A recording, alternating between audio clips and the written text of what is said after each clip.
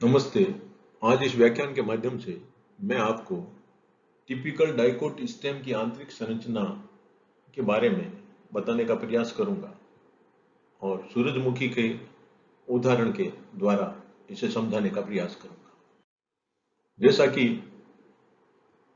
यहाँ बताया गया है कि साइड में दाहिनी तरफ ये जो फोटोग्राफ है, ये सूरजमुखी के तने की आंतरिक संरचना को दर्शाने वाला एक अनुप्रस्थ काट का फोटोग्राफ है।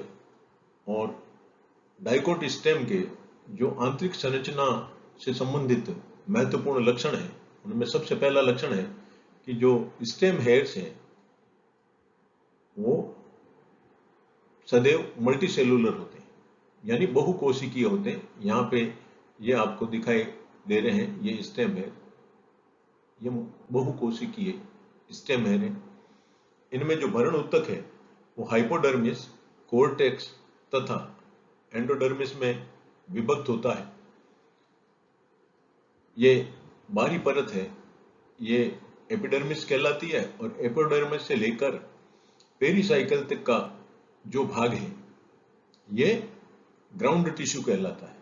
और ग्राउंड टिश्यू में ये जो भाग है ये हाइपोडर्मिस, ये बीच का भाग है ये कोर्टेक्स, और ये यहाँ पे ये डार्क ब्लू कलर की संरचनाएं दिखती है चारों तरफ, ये एंडोडर्मिस। तो ये तीनों मिलकर ग्राउंड टिश्यू का निर्माण करते हैं। एपिडर्मिस के नीचे, जैसा कि अभी मैंने बताया, 3 से 6 परत मोटाई लिए हुए कोलोनकाइमेटस ऊतक पाया जाता है जो तने में हाइपोडर्मिस का निर्माण करता है। तथा जो एंडोडर्मिस के अंदर का भाग है जिसे अपन पेरिसाइकिल कहते हैं, वो संवहन फूलों को, मज्जा रश्मियों को तथा पित्त को आच्छादित किए हुए रहती है। एंडोडर्मिस है वो सर्कुलर भी हो सकती है, यानी वर्ताकार भी हो सकती है और वलयाकार भी हो सकती है, तथा ये वेवी भी हो सकती है। यहाँ पे सूरजमुखी में जो एंडोडर्मिस है वो वेवी है, तरंगित है। और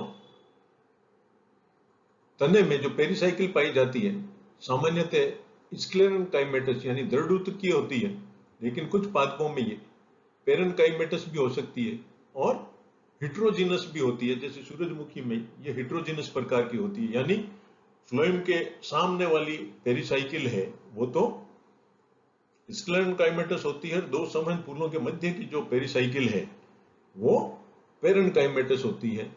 द्विबीजपत्री तने में जो वेस्कुलर बंडल है कॉन्जॉइंट, कोलेटरल और बाइकोलेटरल तथा ओपन प्रकार के होते हैं। ओपन जिसे वृद्धि प्रकार के कहते हैं, यानी इनमें एधा उपस्थित होती है। लेकिन यहाँ पे जो जाइलम है वो सदैव एंडार्क होता है, यानी अंत्य आदिदारुक होता है। तथा द्विबीजपत्री तने में जो संवहन फूल है वो एक वलय में व्यवस्थित होते हैं। जैसे यहाँ पे ये मैं दिखा रहा हूं, ये एक संवहन फूलों की वलय है, तो वलय में ये पाए जाते हैं।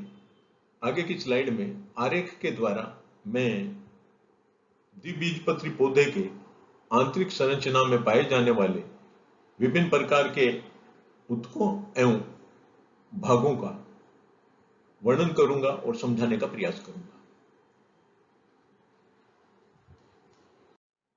जैसे ये द्विबीजपत्री पौधे की आंतरिक संरचना को दर्शाने वाला एक आरेख है।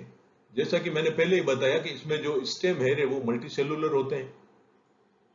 सबसे बाहरी परत है जो एपिडर्मिस कहलाती है। एपिडर्मिस के ऊपर क्यूटिकल पाई जाती है और एपिडर्मिस के अंदर की तरफ 3 से 6 परत मोटी हाइपोडर्मिस की होती है जो कोलेनकाइमा के द्वारा निर्मित होती है। कोलेनकाइमा जिसे स्थूल कोण ऊतक भी कहते हैं, और यह ऊतक पौधों में लचक में दृढ़ता प्रदान करता है तने में, और यह तने में ही पाया जाता है। अंडरग्राउंड जो रूट्स हैं उनमें इस तरह का ऊतक सदैव अनुपस्थित होता है और कोलन कायमा के अंदर की तरफ एंडोडर्मिस तक मर्दुतकीय कोशिकाओं की कई परत पाई जाती है। ये कोर्टेक्स का ही हिस्सा है, लेकिन ये पेरेनकाइमेटस कोर्टेक्स है और कोर्टेक्स का जो अंतिम हिस्सा है जिसे अपन एंडोडर्मिस कहते हैं, एंडोडर्मिस के रूप में यहाँ पे दिखाई दे रहा है। द्विबीजपत्री तने में जो एंडोडर्मिस है उसकी कोशिकाएं ढोलकाकार आकृति की होती है और एक दूसरे से परस्पर सटी रहती है। कोशिकाओं में स्टार्च कण होने के कारण इन्हें स्टार्च शीत भी कहते हैं और इन कोशिकाओं में कैस्पीरियन पट्टिकाएं भी पाई जाती हैं। एंडोडर्मिस के ठीक अंदर की तरफ परिरंभ और पेरिसाइकिल उपस्थित होती है। परिरंभ जैसा कि मैंने बताया सूरजमुखी में विषमांगी प्रकार का होता है, यानी इनमें स्क्लेरेनकाइमेटस और पेरेनकाइमेटस दोनों ही तरह की कोशिकाएं पाई जाती है। और जैसे देखेंगे तो संवहनपूल के बाहर की ओर अर्धचंद्राकार स्क्लेरेनकाइमेटस टिश्यू की ये पेरिसाइकिल बनी होती है, जैसे ये वाला पेरिसाइकिल का हिस्सा है। इन्हें हार्ड मास्ट भी कहते हैं क्योंकि ये स्क्लेरेनकाइमा की बनी होती है और दो संवहनपूलों के मध्य मर्दुतकीय कोशिकाओं के समूह पाए जाते हैं यहाँ पे इनके बीच में, तो ये मर्दुतकीय पेरिसाइकिल होती है और ये एकांतर क्रम में विन्यासित होते हैं, यानी संवहनपूल में फ्लोएम के जस्ट ऊपर स्क्लेरेनकाइमेटस और दो संवहनपूल के मध्य पेरेनकाइमेटस, तो ये एक एकांतर में व्यवस्थित होती है और इसके अंदर संवहनपूल पाए जाते हैं।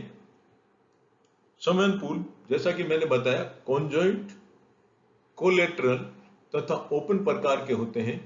संवहनपूल में बाहर की तरफ ये फ्लोएम का हिस्सा है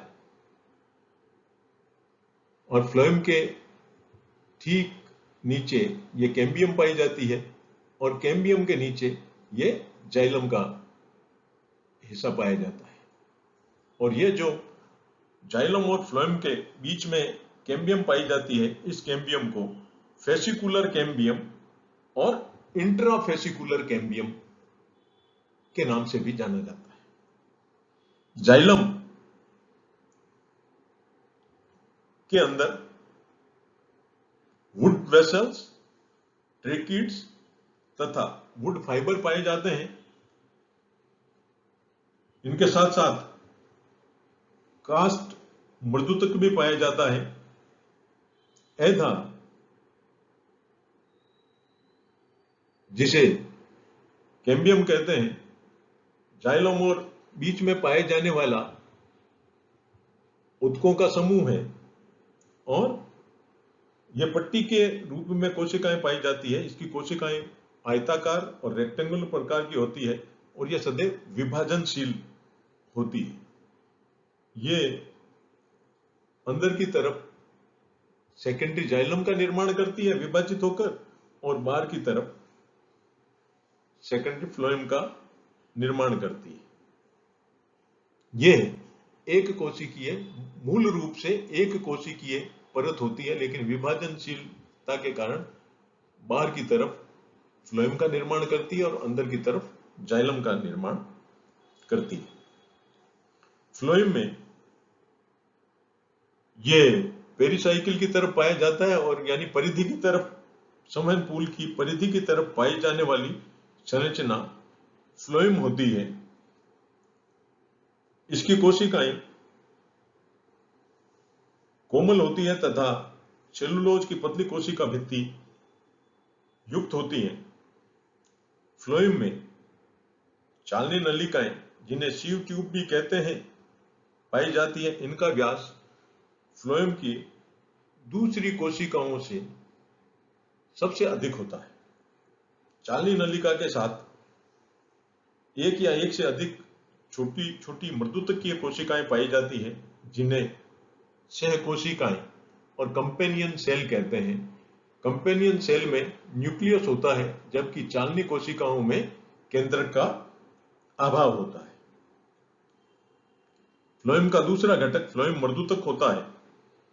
ये पतली भित्ति वाली कोशिकाएं हैं तथा इनमें संचित भोजन पाया जाता है। वेस्कुलर बंडल के अंदर जो भाग होता है तने का, वो मज्जा और पित्त कहलाती है। स्तंभ का केंद्रीय भाग ये पतली गोलाकार एवं बहुभुजी यानी पॉलीगोनल मर्दूतकीय कोशिकाओं से बना भाग है।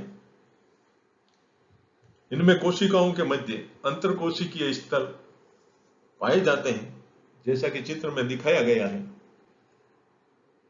तो आज के इस व्याख्यान के माध्यम से अपन टिपिकल डाइकोट तने, जिसके आंतरिक संरचना में कौन कौन से भाग पाए जाते हैं, टिपिकल डाइकोट स्टेम के क्या कैरेक्टरिस्टिक फीचर है और सूरजमुखी के तने के अनुप्रस्थ काट में कौन कौन सी संरचनाएं पाई जाती है, उनकी क्या क्या व्यवस्थाएं होती है, इसके बारे में जानने का प्रयास किया।